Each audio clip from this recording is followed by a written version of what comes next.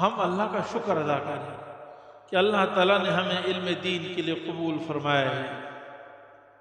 یہ سعادت سعادت بزور بازو نیست، تانا بخشد خدائے بخشندہ۔ یہ کوئی آدمی اپنے طاقت سے، اپنے بازو کی طاقت سے نہیں حاصل کر سکتا، یہ اللہ کا فضل ہے جو اللہ تعالیٰ نے آپ کو جمع کیا ہے یہاں پر۔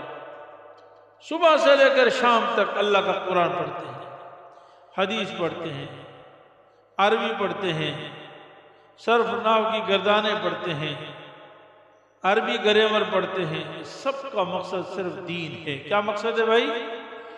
دین ہے۔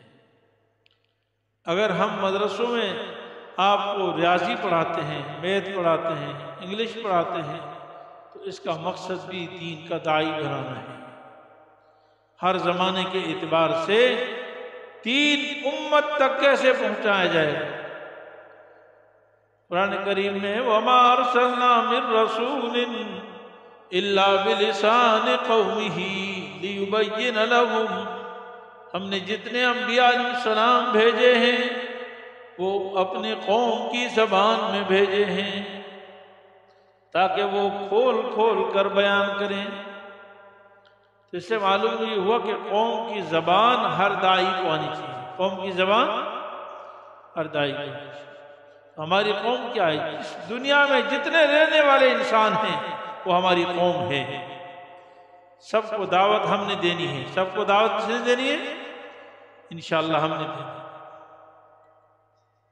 تو ان کی زبانیں جو ہے وہ ہماری زبان ہے، اس لیے ہم انگریزی بھی قرآن سے سمجھ کر قرآن کی خدمت کے لیے پڑھتے ہیں۔ مجھے اپنے استاد کی بات آج بھی یاد ہے، شیخ التفسیر والحدیث،